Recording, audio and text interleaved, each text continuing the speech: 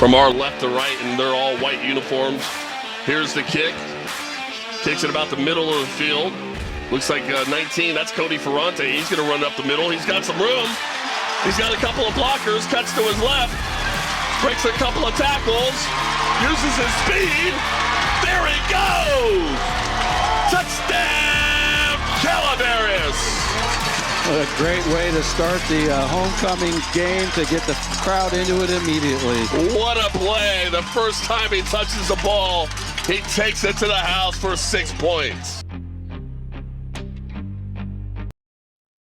Welcome, everyone. Thank you for tuning in to Let's Talk Football with Coach Val. I'm your host, Gil Valtierra, the voice of Calaveras football. I've been waiting all week to be able to tell you it's game day. That's right. It's Friday, September 5th, and the highly ranked Ripon Christian Knights are coming to San Andreas, Frank Meyer Field, to take on your Calaveras Redhawks and what I'm sure will be an exciting, entertaining football game. Kickoffs are 5:30 and 7:30 p.m. for the JV and varsity. Be sure to get down there to watch that football game. Download that KVGC radio app. Click on that oldies button and hear yours truly and Greg Stark bring you all the live play-by-play action. It's going to be an exciting game. We'll get into the more talking points and details of that game soon. But as always, we always start off with the results from last week. We will start off with the Calaveras Junior Redhawk program. Big congratulations to head coach Greg Mills and all of his staff as they went down to Waterford and beat Waterford 31-0 for their second win in a row. Some game summary around that game. Carter Pettijohn had 3 carries for 17 yards and 2 tackles. Grayson Gore had 3 carries for 28 yards. 1 tackle and a fumble recovery. Nixon Adams had 4 carries for 42 yards with an onside recovery and a tackle. Weston Stouty had 2 carries for 12 yards and a touchdown, and also 3 tackles to go along with that. Tucker Mills, 7 carries for 170 yards and 4 touchdowns and 6 tackles and a fumble recovery. Outstanding football game to Tucker Mills, as once again the Junior Redhawks junior novice team are victorious 31-0. Moving on to the novice team, congratulations to Coach Sam Arledge, 3rd win in a row. They're undefeated so far, 3-0. They beat Waterford 34-0. Again, the novice team dominated on both sides of the ball with great line play on offense from Trent Hughes, Lucas Mellinger, Charlie Lee IV, Landon Beatles, Dakota Howard, and Leonard Powers. The defense pitched another shutout with everyone contributing, both first and second string guys. As far as game stats, the total offense on that game was 347 yards and 5 touchdowns. That's being efficient. Tell you what, that's a good job. Brent Pewson had 3 carries for 22 yards, 2 for 4 passing for 43 yards, and a passing touchdown. Great game, Brent. Good job. Sammy Arledge IV had 13 carries for 84 yards and a touchdown. Levi Lim had 6 carries for 67 yards and a touchdown. Jax Watson had 6 carries for 40 yards and a touchdown. And Jace Kamenzen had 2 carries for 42 yards and a touchdown. McCoy Stouty, 3 receptions for 46 yards and a touchdown. And Hayden Trillo had 2 carries for 20 yards.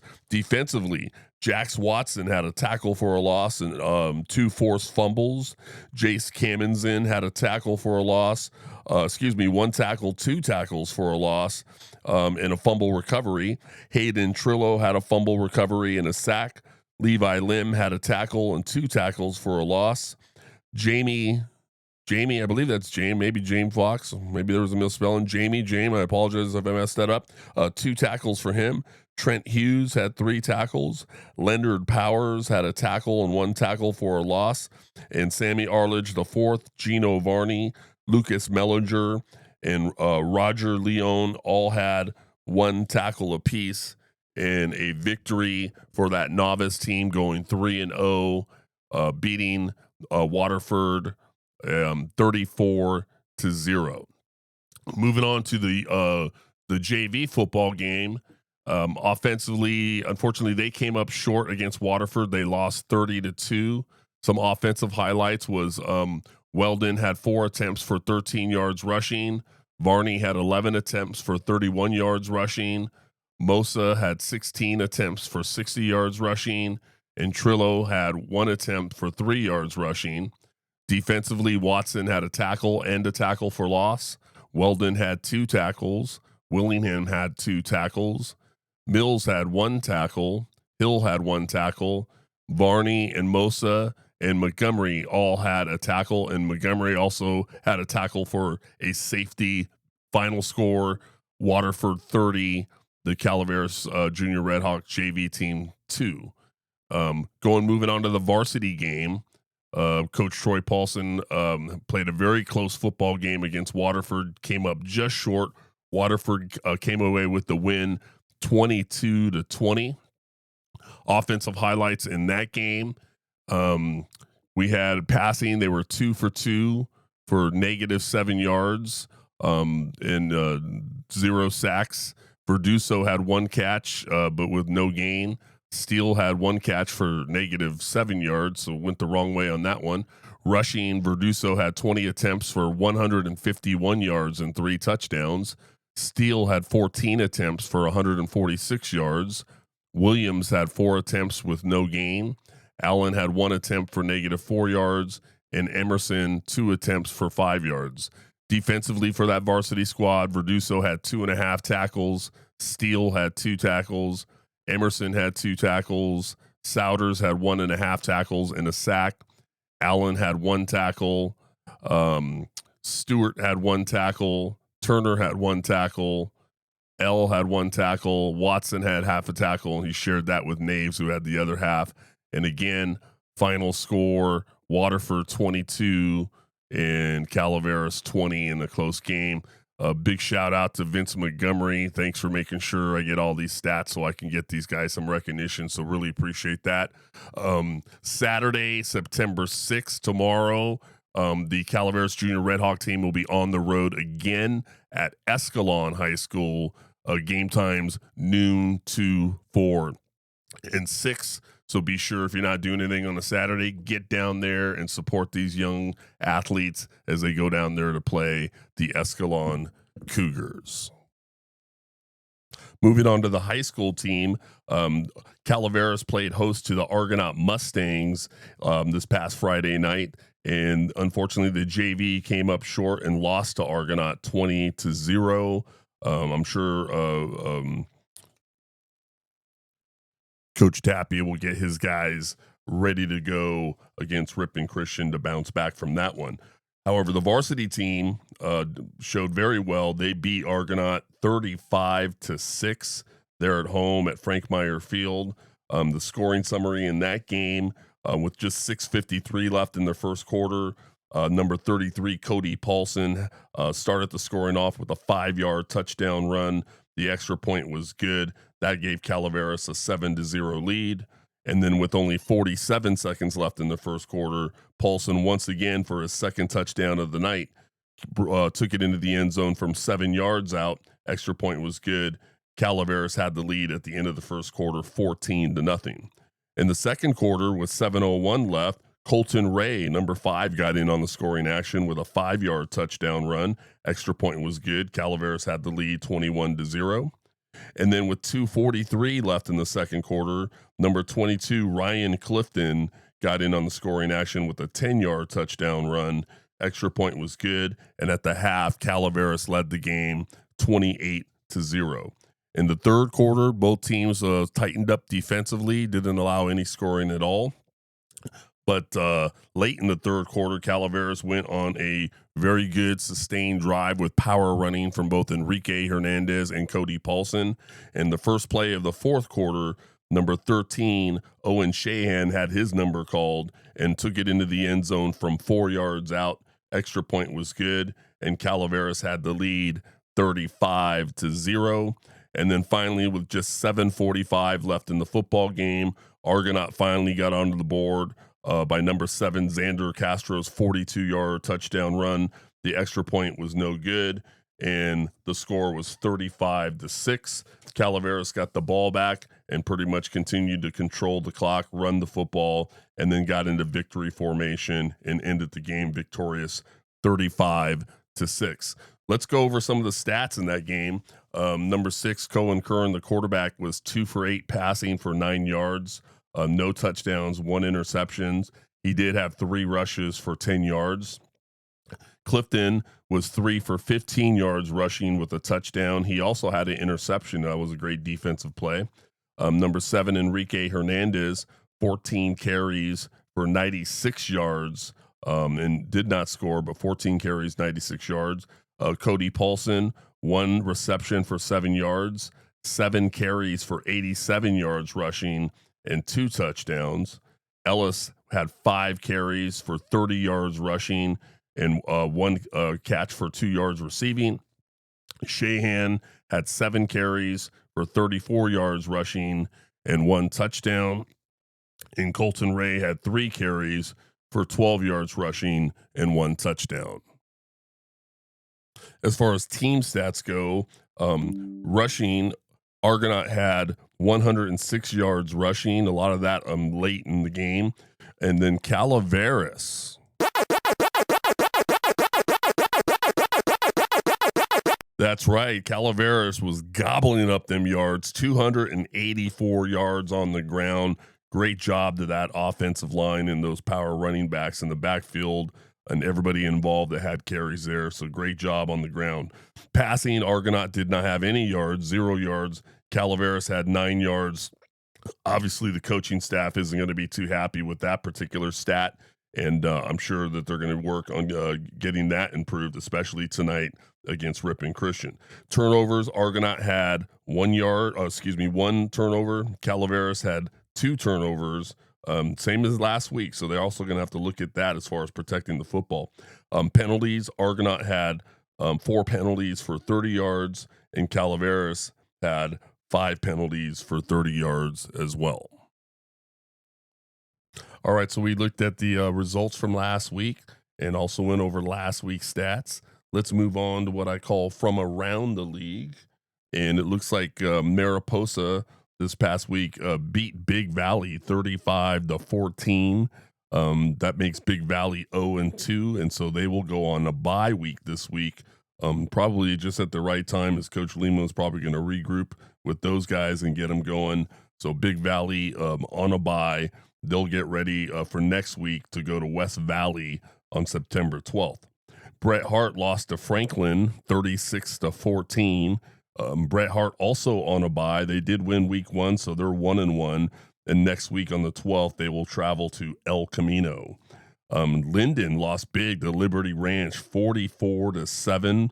Linden will also go on a bye, and it won't get any easier for Linden as they get on the road to Houston next week on September 12th. Millennium lost to Gustine 34-20. Tonight, they will be at Waterford at 7 p.m. kickoff there at Waterford. Millennium at Waterford. Riverbank hammers Richmond 50-0. And then tonight, they will be at Gustine, 7 p.m. kickoff there. So Riverbank looking to go 2-0. Riverbank at Gustine. Delhi beats River Islands 22-12. And so this tonight, Modesto Christian will travel to River Islands. River Islands will be back at home. That's a 7 p.m. kickoff tonight. Modesto Christian at River Islands. Somerville beats Denair 47-17. This week, Somerville will be on a bye. Next week, Johnson of Sacramento will come to Somerville on September 12th. And then obviously the game we talked about earlier, Calaveras beats Argonaut 35-6. And tonight, Ripon Christian is coming to Calaveras. That's a 7:30 p.m. kickoff. Other games in the area, Amador played a very close game against Pierce and Sutter Creek. They lost that game 14-13. Tonight, Bear Creek will come to Sutter Creek and play Amador at home. That kickoff time will be 7:30 p.m. So Bear Creek at Amador, 7:30 p.m. As we mentioned earlier, Argonaut falls to Calaveras 35-6. Tonight, Argonaut will pack their bags and head out to Colfax on the road. 7 p.m. kickoff time, Argonaut at Colfax. Sonora beats Livingston 51-0. They're looking like the state champion team of last year. Look like they haven't missed a step. Antelope will come into Sonora tonight to play them, and that's scheduled for a 7 p.m. kickoff. So far in the first 2 weeks of Motherlode League play, the standings is Riverbank is 1-0, Bret Hart 1-1, Linden 1-1, Calaveras 1-1, Somerville 1-1, Millennium 0-1, Big Valley Christian 0-2, River Islands 0-2. So there's your standings very early in the season of all the Motherlode teams. Want to take a moment to thank all our KVGC radio quarter sponsors, MRM Stone, Harley Davidson of Sacramento, Treats General Store, and the Paver Company. Let's hear a word from our sponsors and we'll be right back. Ready to feel the freedom of the open road? Learn to ride at Harley Davidson of Sacramento. Our riding academy is now open 7 days a week. Whether you're brand new to riding, getting back on the bike after some time away, or just want to sharpen your skills, we've got a course for you. You'll learn everything from mastering the controls to riding the curves with confidence. It's also the perfect gift for a new rider in your life. Sign up today and let us get you rolling. We'll even help you register for an upcoming class when we return to the line. Harley Davidson of Sacramento, where your journey begins. Treats General Store in San Andreas, California, is a proud sponsor of Calaveras football and the Let's Talk Football with Coach Val podcast. Treats General Store has everything you need from groceries, meat, liquors, and hardware. Treats General Store since 1852.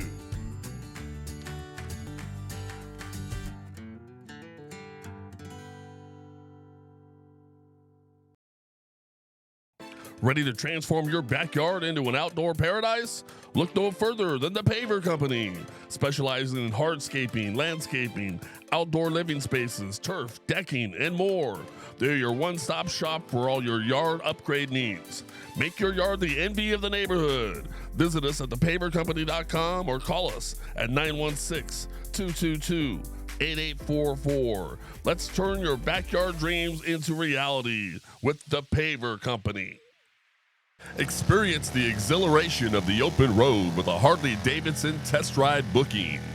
We understand the unique thrill that only a Harley can deliver. We are dedicated to providing our fellow riding enthusiasts with an unparalleled test ride experience. Whether you are a seasoned rider or just starting out, our diverse range of iconic motorcycles is waiting for you to take them for a spin. Book your test ride today and feel the unmatched power, style, and legacy that is Harley-Davidson.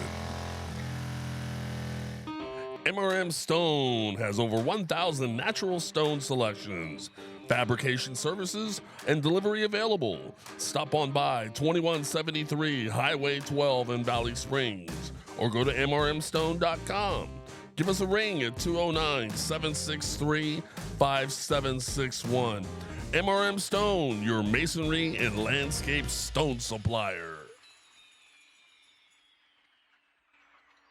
All right, welcome back, everyone. Moving on to next level action. Delta College was at De Anza College, so Delta out of Stockton went and traveled to De Anza and unfortunately lost 21-2. Once again, Delta struggling to get that W. Last year didn't get one. They started off this year with the loss, so they're 0-1. Tomorrow on Saturday, September 6th, they will be back home in Stockton and have Hartnell College coming to Stockton to play at Delta College. That's a 1 p.m. kickoff. Good luck to Coach Barlow and those Delta crew. Modesto Junior College, on the other hand, beat Laney 40-14. Last year, Modesto Junior College went 9-3. They start off with a W. They beat Laney 40-14, so they're 1-0. Saturday the 6th, they have a 1 o'clock kickoff. They'll be on the road to go to Santa Rosa. So Modesto Junior College at Santa Rosa, 1 p.m. kickoff on the road there. And then I want to add Sierra College in here, and I got to tell you, I got a communication from Dean Spur, and he is the father of recently graduated ex-Calaveras football player Caden Spur, and he had let me know that we got a former Calaveras player that just graduated this past season, playing at Sierra College, number 45, Josh Monzo, and man, 6'4", 225 pounds, and I believe he's starting at the edge there defensively, a defensive end for Sierra College in Sacramento. They opened up the season this past week. Unfortunately, they fell to San Mateo 24-9. So they start off 0-1. Last year, Sierra was 6-5. Sierra College is coached by Ben Noonan. Tomorrow on Saturday, September 6th, Fresno comes to Sacramento and they play at Sierra. So Fresno at Sierra, Saturday, September 6th, and that's a 5 p.m. kickoff. And number 45, Josh Monzo, will be out there representing his old school Calaveras and representing Sierra College. So good luck to you, young man. UC Davis beats Utah Tech 31-24. UC Davis is coached by Tim Plow, went 11-3 last year. They start off the season 1-0 after that freaky no contest against Mercer last week. So they're 1-0 by beating Utah Tech 31-24.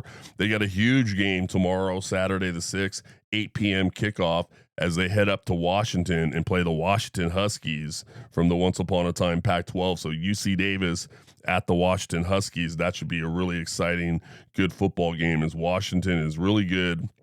But I saw UC Davis play. They're not so bad themselves. So I bet that's going to be a really good football game. Sac State, on the other hand, they lost to South Dakota State 20-3. So they'll start off the season 0-1. This Saturday, the 6th, they'll have a 2 p.m. kickoff as they head across the border to go to Nevada and play the Nevada Wolfpack. So Sac State at Nevada, Saturday, September 6th. 2 p.m. kickoff. Sac State's coached by Brendan Marion. They're going to be looking for their first W there in Nevada. And then, of course, we got to go over the California Golden Bears as they open up the season with the victory and beat Oregon State 34-15. It looks like Coach Justin Wilcox has got those guys going. Their quarterback looks pretty darn good. They go back home to Berkeley after being on the road Saturday, September 6th for a 3 p.m. kickoff as Texas South comes into town. So Texas South at Cal, Saturday, September 6th, 3 p.m. kickoff. All right, so let's move on. Let's break down this Ripon Christian at Calaveras varsity football game. Ripon Christian is 2-0. They opened up the season last week, beating Somerville 35-21. Somerville was last year's Division 7 Sac-Joaquin section champion and went on to win the state championship, and Ripon Christian beat them 35-21 in the opening week of the season. Last week, they beat LeGrand 41-6. So in their first two games, they have scored 76 points in the first 2 weeks. So they are clicking on all cylinders offensively. Ripon Christian is coached by head coach Phil Grams, and they play in that tough TVL, that Trans Valley League. And that league consists of teams like Hillmar, Houston, Ripon, Escalon, Sonora, and Oristimba. Probably one of the small school toughest league in the entire area.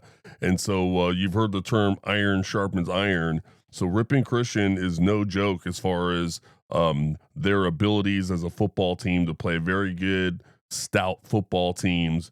and they're going to be very tough to beat. And they're coming into Calaveras High School tonight, and your Calaveras Redhawks are going to be tasked with that exact task. Ripon Christian at 2-0. Some of the Ripon Christian players that you're going to need to watch for. Number 5, running back Lucian Sanders.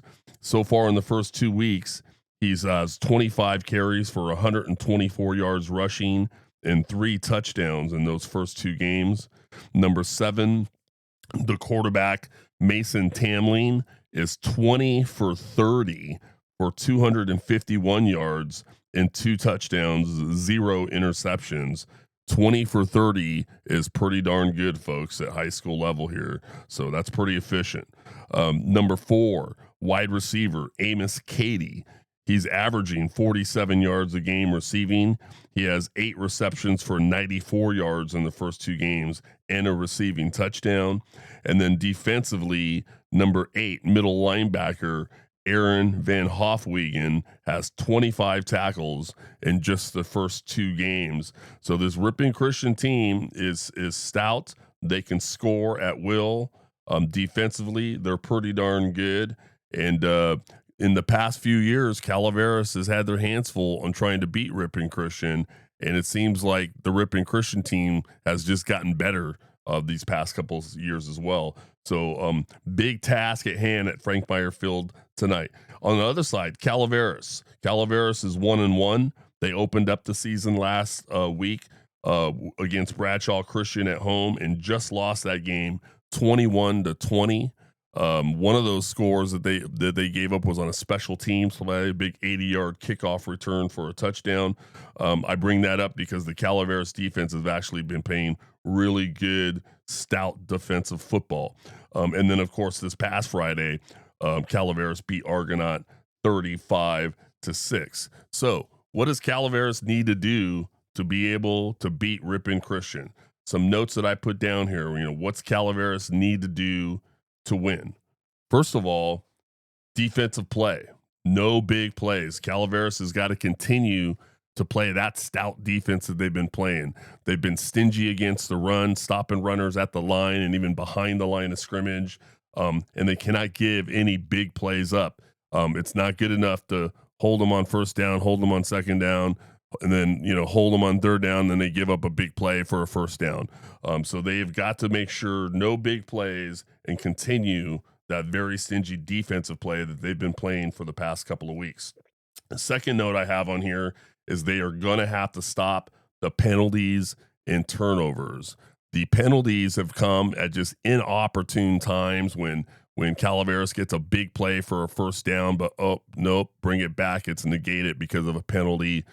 Something silly like an illegal formation or a false start or just something that's just more of a mental play than anything else. So they're going to have to clean up those penalties, especially against really good football teams like Ripon Christian. If you remember last season, Calaveras went down to Ripon Christian, played them very tough. It was a very close game, but the penalties killed them. When they got in the red zone, they had penalties, and it just killed their drives. And for the most part, I thought that was the big difference in the game. So they're definitely going to have to stop with the penalties. And then turnovers. They've got to clean up the turnovers. Calaveras, even though they're 1-1 and played Bradshaw really good in that first week, they turned the ball over twice in each game. So they have 4 turnovers already in the first 2 games. So they've had 2 turnovers in each game. And against really good football teams, you're not going to be able to win football games if you have penalties and you have turnovers. So second point for Calaveras to win, stop with the penalties and turnovers, clean up the penalties, be more mentally sound, and protect the football. Next point I have on here is they're going to need to be more efficient in the passing game. Last week against Argonaut, 2 for 8 passing for only 9 yards. That's not going to cut it against a Ripon Christian football team. So they're going to have to be more efficient than that in the passing game if they're going to beat this Ripon Christian team tonight. The other point I have in here is in order to beat Ripon Christian, they're going to need to be able to control the tempo of the game with power running. And that's Calaveras' strong point there. That offensive line is very well coached. They need to be able to move people and get those big running backs through that line of scrimmage and into the next level. number 33, Cody Paulson, number 7, Enrique Hernandez. It's good to have 22, Ryan Clifton back. Those guys need to get a hole opened up, and they need to control the tempo of the game with that power running game. If they get 3.5 yards a carry, 4 yards a carry, and just keep marching down the field and go on long, methodical drives, guess what? That powerful Ripon Christian offense that scored 76 points in the first 2 weeks cannot score if they're standing on the sideline. So that's going to be another point for Calaveras in order to beat Ripon Christian tonight, is to be able to control the tempo of that game with that power running game. So strong defensive play, disciplined defensive play, no big plays, stop the penalties and turnovers, more efficiency in the passing game, and control the tempo with power running. And that's what's going to need to happen in order to get a W tonight against Ripon Christian.